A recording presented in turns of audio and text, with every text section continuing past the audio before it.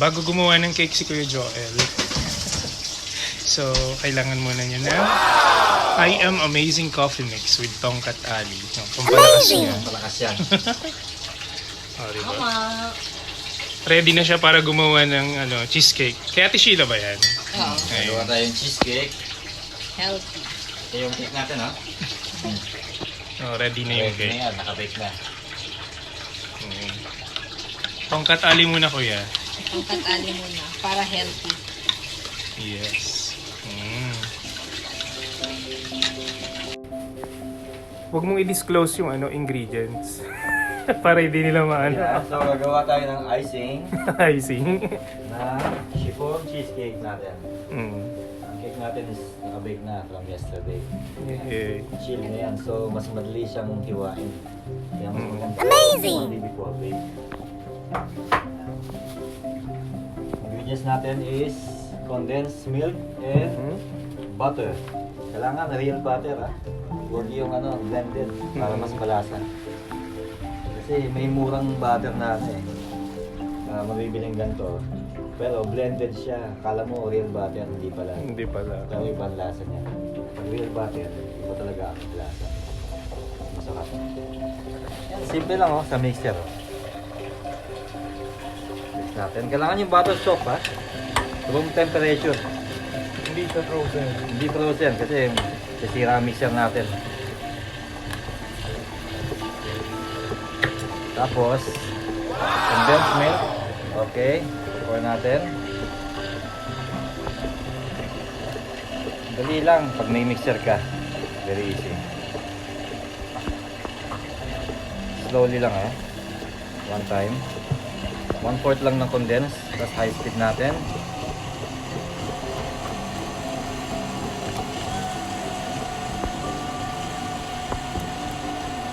Tapos, pause tayo. Gagamitin natin itong scraper para ma-mix natin well yung butter. Kasi nakatama yan, sa gilid siya. Nag-stuck yung iba sa gilid.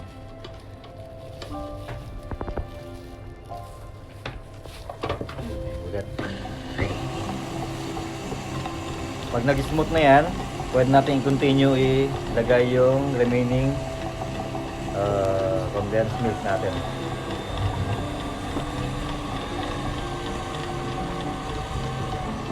Icing yun Ito yung magiging icing ng cheesecake natin.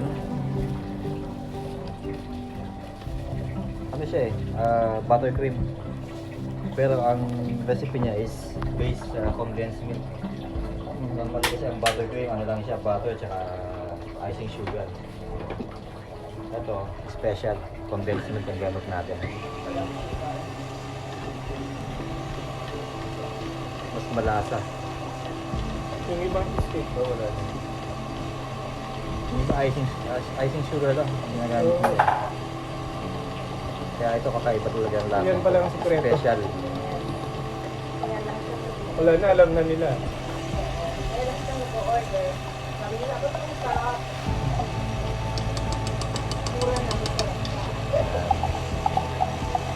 Meron natin, hindi sayang.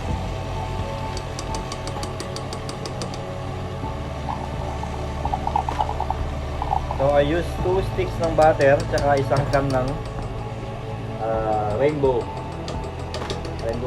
condensed milk. Pwede rin yung Nestle, mas masarap.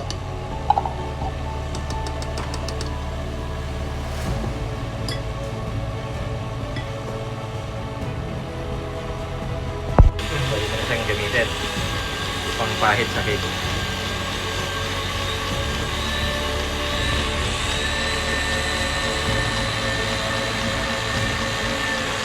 One more time, scraper natin ulit.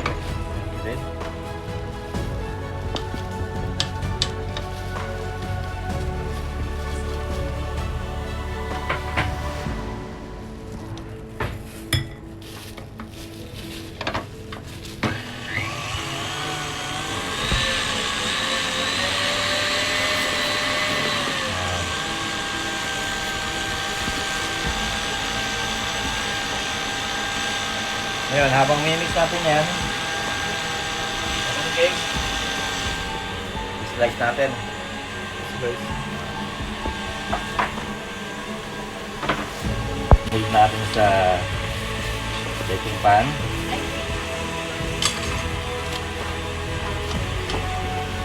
Wow.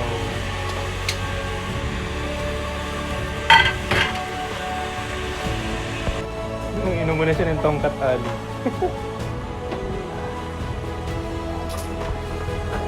Siyempre, upside down natin. Tanggalin natin.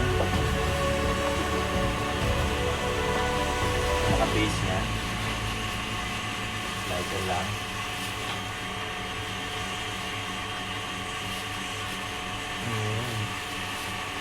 Yan. Okay.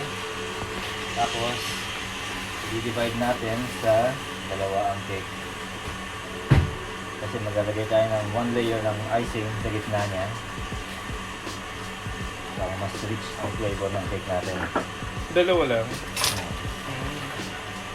Yan, cake natin. Yan. Cake natin, kailangan special din yung nalagyan natin. Wow. Para more presentable, di ba? Ang kagandahan nitong lalagyan na to, so pwede mong i-stock yung cake mo sa ref kahit 1 week. Hindi siya magda-dry kasi meron siyang cover, di ba? Ayan. Parang ang laki niyan. Magkano yan, kuya? Secret. Secret pa eh. Meron tayong manager, siya ang Ano nagpe-pressure. naman niya? Sige. Off muna. Almost ready na eh. So ito na yung icing natin, almost ready na. Fluffy na siya oh. Dito na siya. Diba? Fluffy na. Medyo mag-spang lang, konti pang mix para mag-smooth ang texture.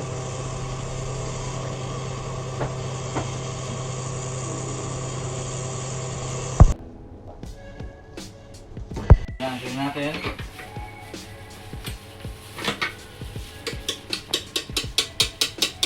Ayan. Floppy na siya. Base condense, see? Ayan na, makinis. Condense diba? and butter. Ayan. Oo nga. Makinis na siya. Oh. So, lagay natin sa piping bag. Pwede naman i-spread directly by spatula.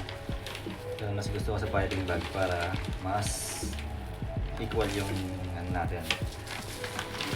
Distribution ng icing. Yan na. Ay, icing.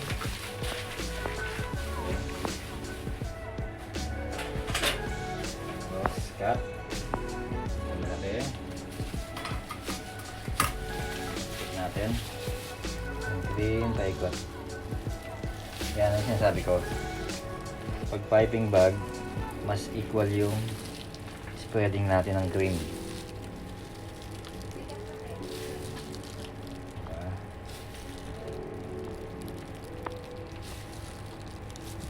Okay. Paglatin natin ang spatula.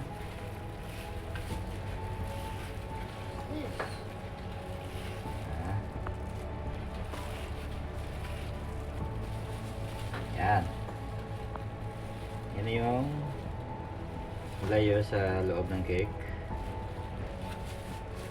Gamit tayo ng craft cheese. Yan ha, craft yan ha, saka grater. Kaya nasa natin yung loob para maging cheesecake ang cake natin.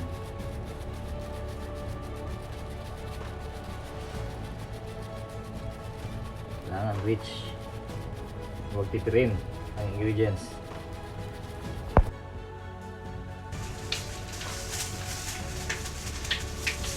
So, tapos final coating ng cream, piping bag ulit. There's no cup. There's. So, coating ka. Piping bag ulit. I'll get me water because I don't even have water. So then, Pwede rin pati sides. Wala tayong ano, yung tawag doon, yung automatic na ano, potato. So, manual lang natin. Hindi, yan.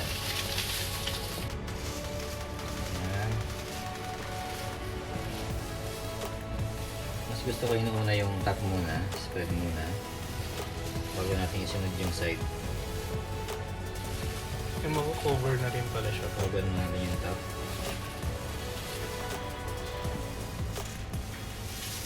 Tapos side naman. So syempre, buha tayo ng cream. Sa bowl. Yung spread. Ayan. Parang nag-ano ka lang din, ng cake. Yung icing. Diba?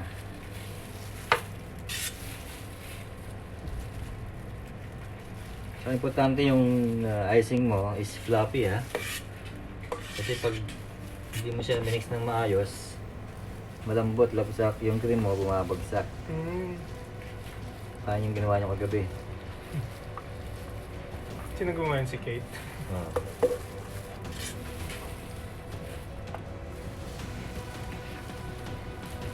Ang dami na. Yung cream para dumikit yung cheese na ilalagay natin mamaya.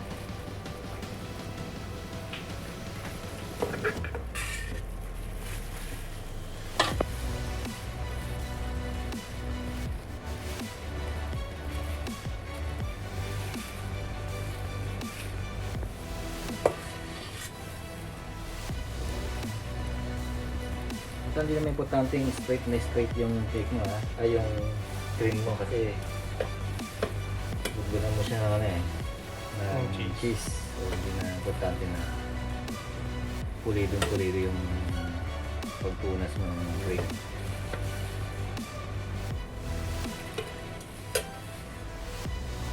Pino nga ng ano.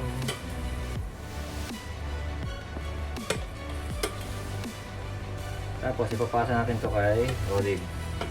Siya maglalagay ng cheese. Siya ang tagalagay ko ng cheese eh.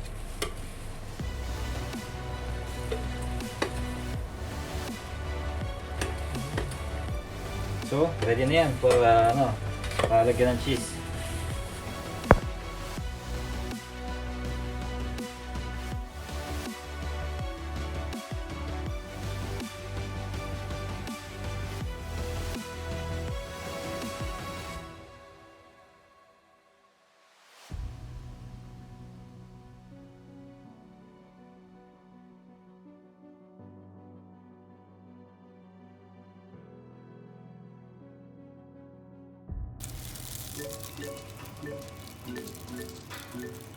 Para magkaroon ng buhay yung cake natin. Wow. Ikot, kasi wala tayong automatic.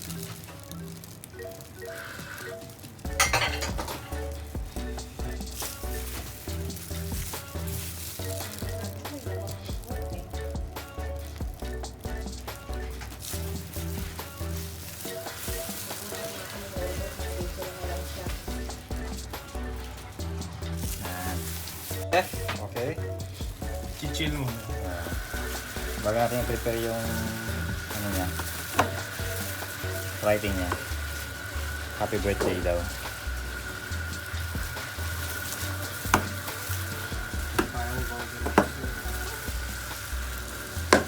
Kaya kailangan ko na rin ng freezer bago mag-December. Tama yung packaging natin.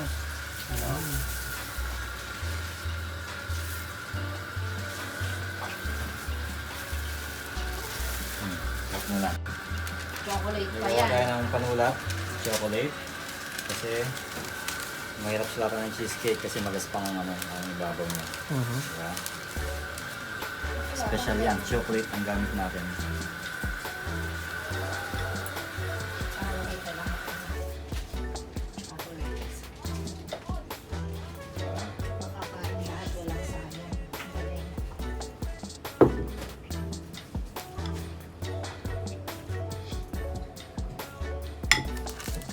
Piping. Wax paper lang gamit natin. Wax paper.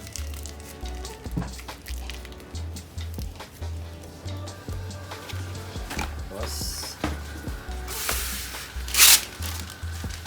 hindi tayo mag-shoot sa wax paper.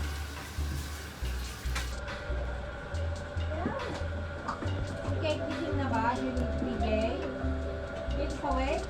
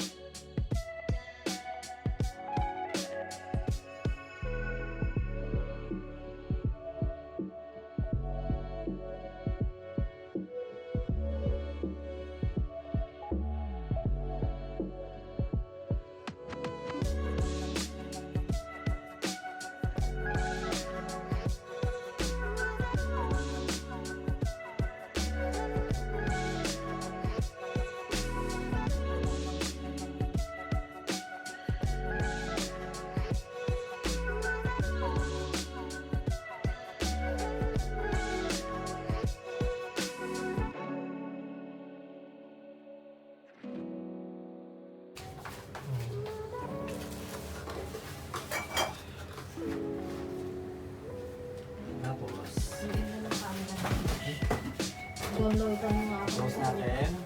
Okay. Close na. Using the cover. Diba? Special packaging yan.